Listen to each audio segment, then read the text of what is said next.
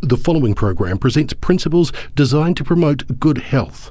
It should not take the place of personal professional care. Viewers should always consult their qualified health practitioner before considering alternative treatment.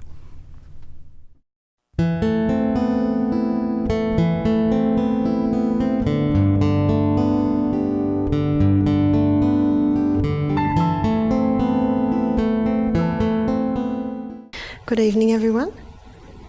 And I'm glad that you're here tonight, because what you're going to learn tonight is how to look after your heart. The proverb says, keep the heart with all diligence, because out of it are the issues of life. How can we keep the heart with all diligence? I'm going to be looking at a couple of things tonight. I'm going to show you how to keep the heart with all diligence, but I'm going to also show you about the issues of life. What do you think the issues of life is? The issues of life is the blood that's, of course, being pumped by the heart. And when our heart stops, we stop. So there are many things that you can do that can keep that heart strong. The heart is a muscle, and that muscle is continually beating. And that heart muscle is made up of a whole lot of little cells. So to understand how the heart runs, to understand what it needs, to understand what weakens it, to understand what strengthens it, we need to go to the CBD, the Central Business District of the human body. So here is our cell, and this week we've been looking at the glucose coming in. Last night we looked at insulin, and we had a look at the fact that insulin is the key that unlocks the door to get the glucose into the cell. And once the glucose goes into the cell, it goes through a 20-step pathway. And that 20-step pathway gives us 2 units of energy. That's why we eat, isn't it? So that it breaks down in our gut, gets transported to the liver, which sends it to the cell. Now, the end result of the 20-step pathway is a chemical form of glucose called pyruvate. Pyruvate is the chemical form of glucose that gets fed into the powerhouse. Called the powerhouse because this 8-step pathway delivers to us an amazing 36 units of energy. What makes the difference? How come an 8-step pathway gives us 36 units of energy and a 20-step pathway only gives us 2 units of energy? It's oxygen. So you could call this pathway an aerobic pathway because it uses oxygen, whereas this pathway is an anaerobic pathway because it doesn't use oxygen. So obviously, by looking at this, if our heart muscle, which is made up of all these little, specifically we'll look at muscle cell, if it's getting enough oxygen, can you see that it is going to be stronger? Can you see that it is going to pump more efficiently? So how can we ensure that our cells are getting enough oxygen? Well, there's a few ways that you can ensure that the heart is getting enough oxygen, and that is by the way that you breathe. Our body was designed so that our abdominal muscles were used in the breathing process. When you use your abdominal muscles in the breathing process, then you are getting full oxygen quotient. And many people today have a hunchback, many people have poor posture, and also, many people have tight clothes. You should be able to put your fist in your skirt or your pants, allowing those abdominal muscles to go in and out with the breathing process. Now, one of the reasons why people don't have a strong back, don't have good posture, is because their abdominal muscles are weak. You see, our abdominal muscles are basically like our core muscles.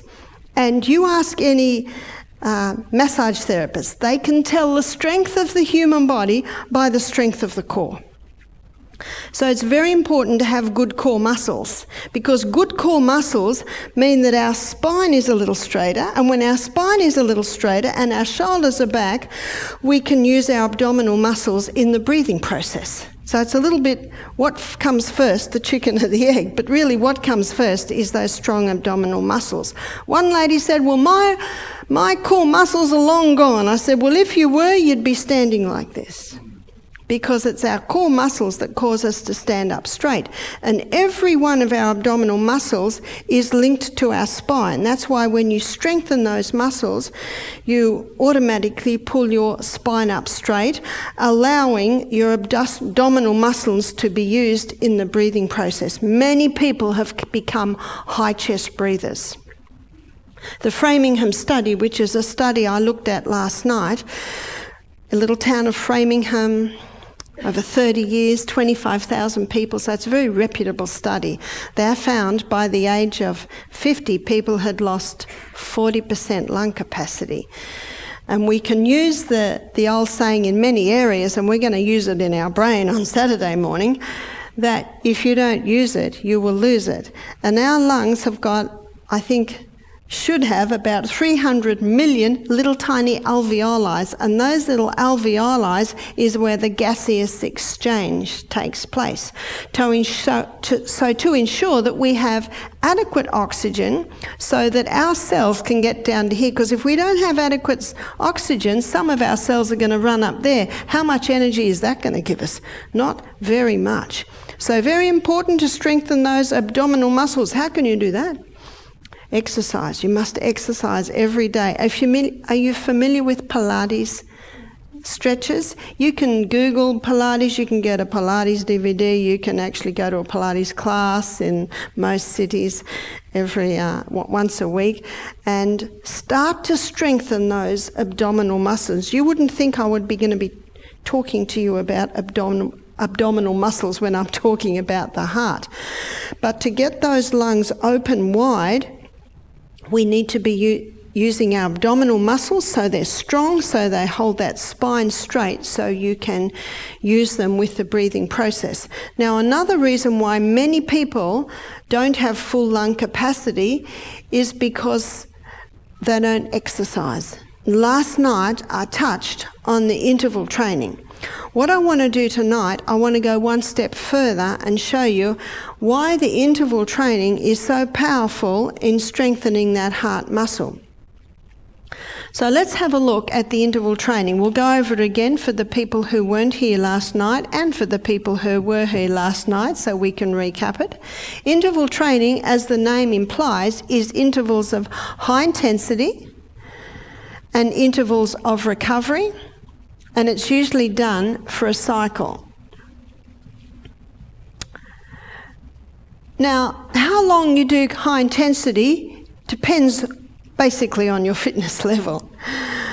And most of the research that is done with interval training is usually 20 or 30 seconds high intensity. That's running as hard and as fast as you can, or cycling as hard and as fast as you can, or doing push-ups as hard and as fast as you can, or swimming as hard and as fast as you can. It's not very long. Only let's put in a 20 second. We'll be kind to you. 20 seconds high intensity. That's about a 60-second recovery, usually done for a cycle of 6. Now, at our health retreat, a lot of people that come to us are not very fit. And I thought most of them cannot do a 20 or even 30 seconds high intensity.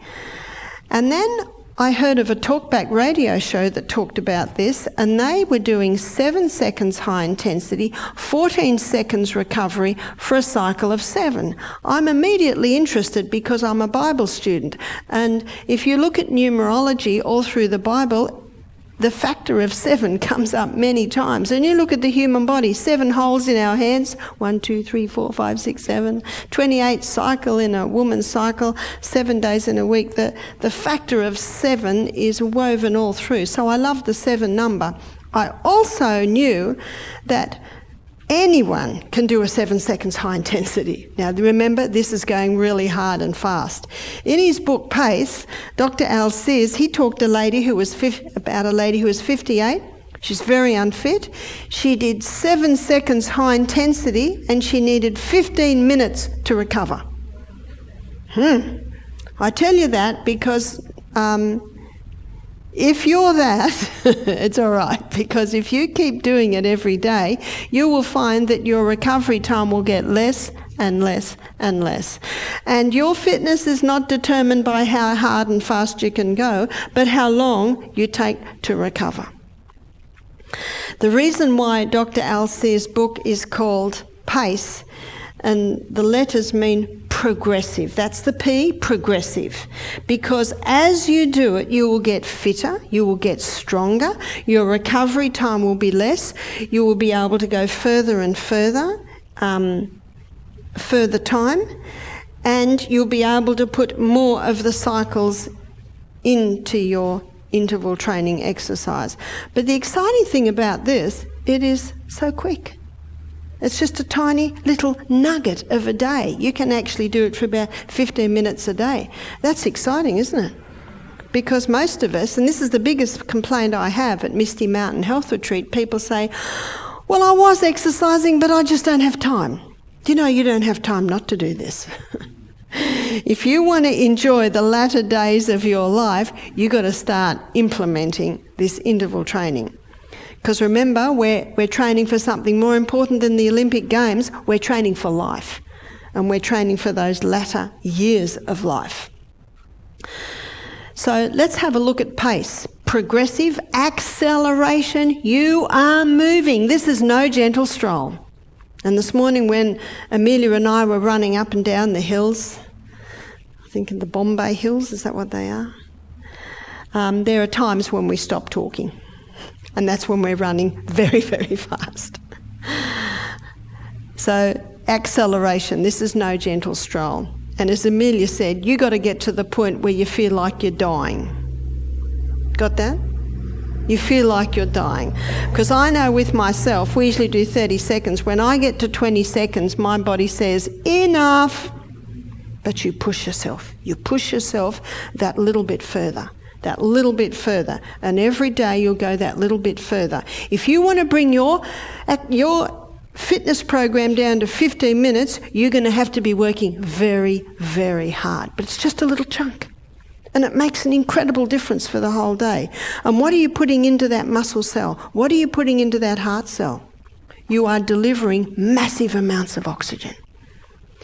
I remember when I was a little girl, I was in a family of 7 and we all were real skinny. We squeezed into the little Morris Minor, and sometimes we'd go to the bush and have a picnic, and one day when we got in the car wouldn't start. So Dad went out and got a jack handle and poked it in the front and wound up the engine, got it going, jumped in the car and off we went. We're right.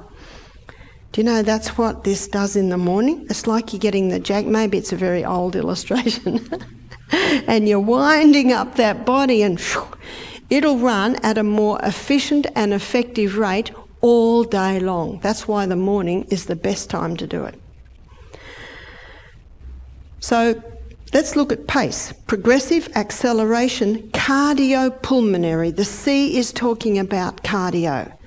We have our fitness coordinator at our health retreat. His name's Howard. I think there are pictures of him on our website. He's 52 and all the guests think he's 35. He's very fit, he is very strong, and he rides his bike to work every day, and he rides up hills like this, and his resting heart rate is 46. That's pretty low, isn't it?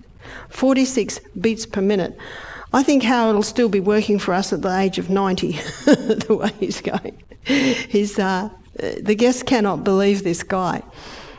And you know what he does for fun? So let's think about it. He wakes up the guests at 6 o'clock. So what time does he wake up to get the guests up at 6? He must wake up at 5.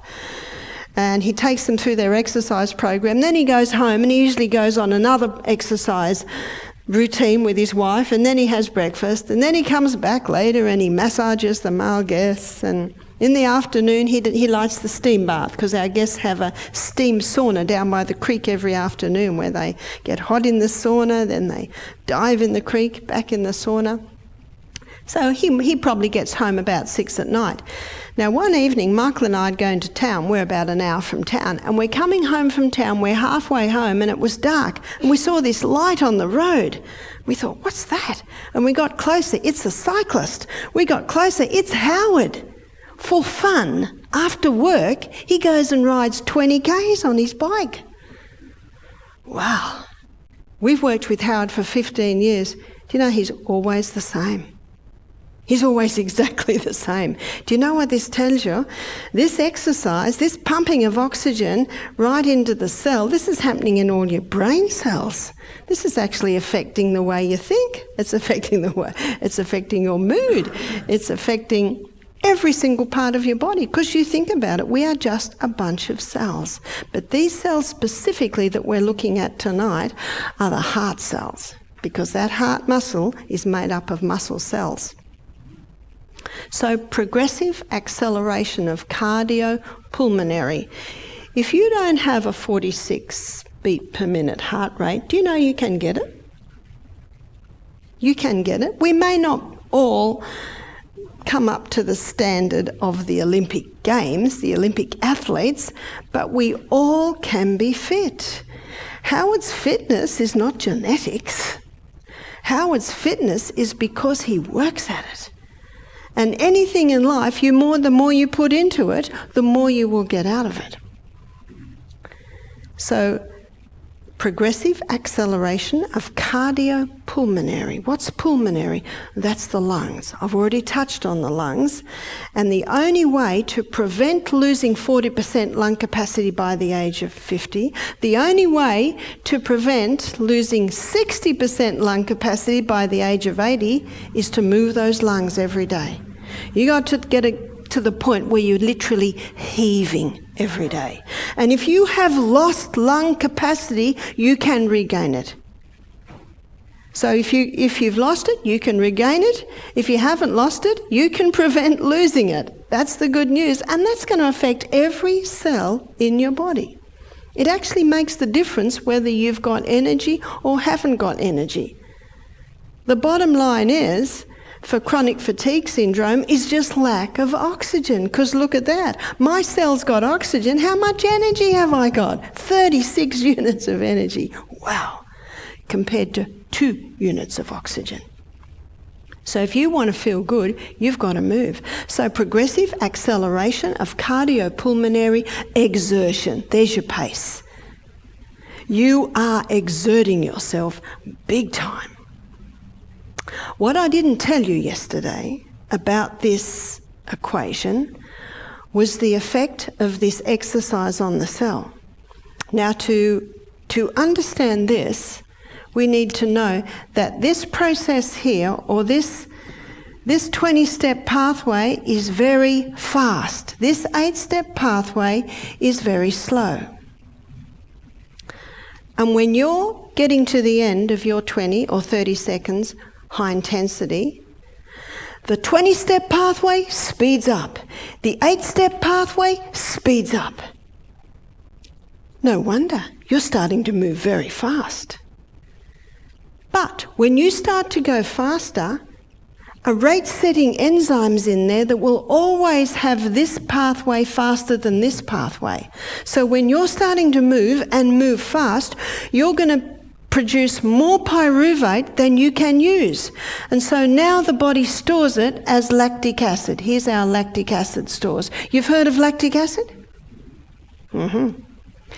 Now, listen carefully, because I think this is the most exciting part of this whole equation. When you're in recovery time, what's recovery? Now, recovery might be... It might be standing still, just getting your breath. In fact, we had a big hill this morning, and so halfway up, we stopped. And in our recovery time, we were doing some stretches. So recovery time might be still. Sometimes my recovery time is just going slowly down the hill. Often my recovery time, compared to running as fast as I can, is just walking. So depending on your fitness, depending how you feel after your high intensity, depends on recovery. If someone's really fit, their recovery time might just be like this compared to going for it. In recovery time, your liver converts this lactic acid back to pyruvate and feeds it into the powerhouse. Do you know what this means? When you're in recovery time, just standing still maybe, your cell is burning just as much fuel, just as fast as when you're running for your life. Isn't that good news? So when you're in recovery time, it's not an excuse because you can't go any further. It's necessary to mop up your lactic acid. Question. If someone goes on a 5k jog without stopping, what's happening to their lactic acid? It's building up, isn't it? It's building up. And tomorrow night, I'm going to show you the acid-alkaline balance in the body. We're going to look at foods that leave acid ash in the cell. We're going to look at foods that leave an alkaline ash in the cell. Have you ever read stories in the newspaper? Al Sears has quite a few in his book about 45-year-old guy doing a 5k jog, keels over, dies, heart attack. Yeah, we've all read of the stories. And the couch potato says, look at that. Look at him. Didn't do him any good. So he stays on his couch. Do you know why that happens? Let me tell you. Let's say the man the night before had a very acid meal. What would be an acid meal? Steak, chips, bread, sugar ice cream for dessert, maybe some red wine at the meal. All of those foods break down to acid in the cell, as we'll look at tomorrow night. He goes to bed, he gets up in the morning, he doesn't drink water, which is alkalizing. He drinks that, Gatorade, or, those high energy drinks. More acid in the cell. He's jogging along, the lactic acid's building up. What's happening there? We get a tip of acid at the cellular level. A tip of acid at the cellular level slows down the blood and he has a heart attack. Whereas there is no known heart attack of a person in the middle of interval training. And you can see why, because in recovery time, what's being mopped up, students? The lactic acid. No wonder the trainers are finding today that this interval training gives their athletes an edge. When they train with the interval training, their athletes have that extra little go, which is necessary, of course, to win the race, to break the gold. Was very popular, was just becoming popular before the war. In Germany, a lot of trainers were doing this. In the war, a lot of things were lost. Then a Japanese trainer, he started doing it in about the 80s. In fact, in many gyms, you can go through the Tabata protocol. Doug McGuff, he's another doctor, cardiac surgeon, who started to put his patients on that with remarkable results. Doug McGuff says, when you start implementing this, we're not going to be able to hold you down because you're going to be, when can we start moving? For the people with chronic fatigue, you say, do you exercise? What's the answer? Oh, you don't understand. I don't have the energy. Guess how you get it? And remember, you can start with 7 seconds. But you've got to push yourself a little bit more every day. And so interval training, that type of exercise, is one of the most powerful ways to keep the heart with all diligence. So we're going to make a list of how to keep the heart with all diligence, and that's interval training. And remember, don't have time is no excuse. We've got 24 hours in a day.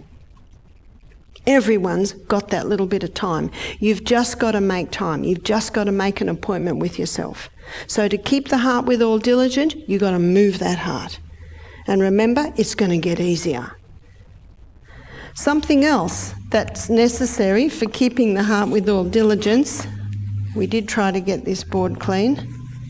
Oops, it's going. There's only one way you will not be able to do the interval training effectively, and that is if you're dehydrated. And the other thing that can really slow it down is if you have had breakfast, because it takes 1,200 calories to digest a meal. So when you're exercising, you've got a lot of movement happening in your stomach. And when you start exercising, the blood is needed in your muscles. So can you see there's a little bit of a war starts up. They start fighting for who's going to have the energy. So very important, number 2, that you be well hydrated. Water. The water loss in a day is about 2.5 litres. That's 1.5 litres out through the kidneys, 0.5 of a litre out of the skin, 0.3 of a litre out of the colon, and 0.2 of a litre out of your lungs. That's 2.5 litres a day. So 2 litres must be replaced. The other half a litre can come through herb teas, maybe a juice, maybe your salad, maybe your fruit salad. You're getting some moisture there. But that water must be replaced. Keeping the heart with all diligence, those muscles need water, because out of it are the issues of life, and the best blood thinner is water. But for us to access that water, we need sodium. Sodium in the form of whole salt. Now, let's have a look at the highest concentration of sodium on the planet is seawater. So seawater contains 92 minerals. And of those 92 minerals, 30% is made up of sodium and 50% is made up of chloride. Now, because they make up the largest amount of the minerals in the seawater, the first crystals formed when the water is evaporated from seawater is sodium chloride. And so what man does is he scoops that up, bleaches it white, puts aluminium with it so it runs freely. There's your table salt. And your table salt is a dangerous salt. It only has 2 minerals. Sodium chloride. And if you were to inject sodium chloride straight into the veins, you would kill the person. They're very harsh minerals, those two. They need to be buffered with all the other minerals. The salt that we use is Celtic salt. And Celtic salt has 82 minerals. Where are the other 10? Well, they're in such pico proportion, barely measurable, that it's inevitable that they're lost in the evaporation process. But hey, 82's a lot closer to 92, isn't it? Now, in that Celtic salt, there are 3 magnesiums. So magnesium sulfate, there's magnesium bromide, and magnesium chloride. Magnesium is an incredibly important mineral in the human body. It's responsible for about 400 enzymic functions. Magnesium is very, very important in the heart because there are 2 minerals that cause that heart to beat. Well, there's a few, but basically these 2. Calcium constricts, magnesium relaxes. Calcium constricts, magnesium relaxes. And so an important part of getting proper heart health, especially if someone has high blood pressure, is magnesium. Magnesium is a water-hungry molecule, which means it absorbs water into itself. And when you put Celtic salt in a bowl on the table, and we have a lot of rain, you come and look at that salt and it'll be quite wet, because it's absorbing the moisture out of the air. When you take a crystal of this Celtic salt and put it on your tongue, already the mucous membranes in the mouth are absorbing the minerals. It is taken in the blood to the cell, and that magnesium causes the water to be drawn into the cell. It's the quickest way to hydrate the human body. Now, around the cell, there isn't one membrane, it's a bilayered membrane. And when the water rushes through the cell into the CBD under the action of magnesium, a little motor is triggered in that membrane to start spinning, and the spinning of that little motor gives us a unit of energy. So when everyone at work is going out to get their coffee or their cigarette to get a boost, you just get your crystal of Celtic salt, put it on your tongue, have a glass of water, and you watch the little energy boost that you will get. And you won't get the drop like they will all get. They might get an initial rise, but then there's always a corresponding drop, and I'll explain that process in a little bit more detail on Saturday morning. Quickest way to hydrate the body. The soils are mineral deficient today. The plants are mineral deficient today. And so doing this, every glass of water is an excellent way to start to recover some of the minerals that so many people in New Zealand, Australia and America today are deficient in, especially the magnesium. Now, there is one drink that leaches the magnesium and the calcium out of the body, and that is caffeine. Now, there was a bit of a groan last night when I mentioned this one. I call it Australia's darling. Is it New Zealand's darling too? What's a darling? Something they love. And it's very, very effective at leaching the calcium and the magnesium out of the body. And most people don't realise that that coffee is a huge contributing factor to dehydration, to heart malfunction, and also to imbalance in heartbeats. So there are some things that have to stop if you want to keep the heart withal diligent, and one of them is caffeine, because of the way it leaches the magnesium out of the body. And as you can see by what I just described, magnesium is so important. Anyone that comes to me with high blood pressure, we do quite a few changes, but we always supplement with magnesium because it keeps that heart muscle at rest. You see, your systolic is your high point and your diastolic is your bottom one. It relaxes that diastolic and brings it down a little bit. And the Celtic salt can do that. But how often are people with high blood pressure told to what? No salt. Now there are four vital elements needed for life. Let me draw the four vitals. And you can find this in any anatomy and physiology book, any chemistry book. Number 1 is oxygen. Number 2 is water. Number 3 is sodium. Did everyone hear that? And check me out on that.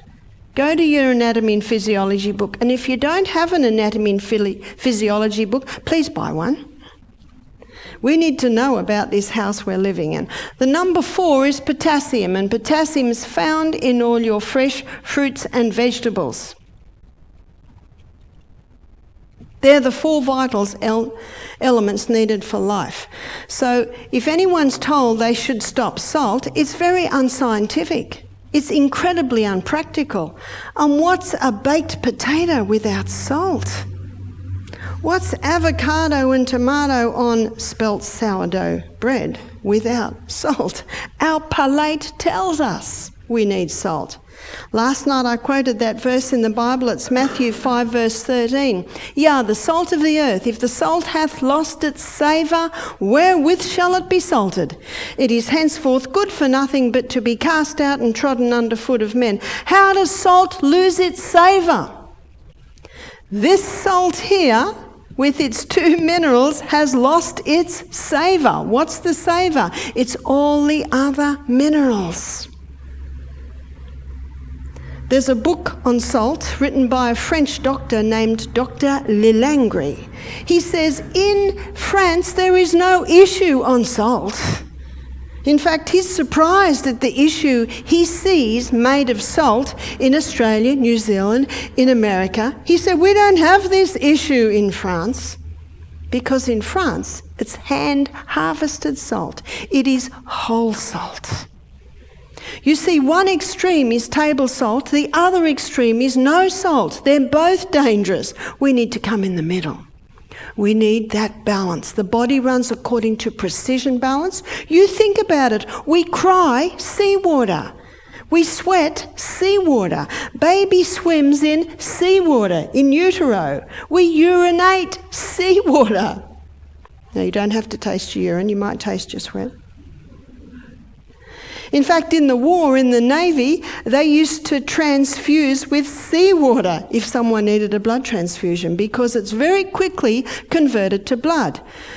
Seawater is called an isotonic solution because it's almost the exact same balance and proportion as is found in the human body. I don't suggest you drink seawater, it's not very nice.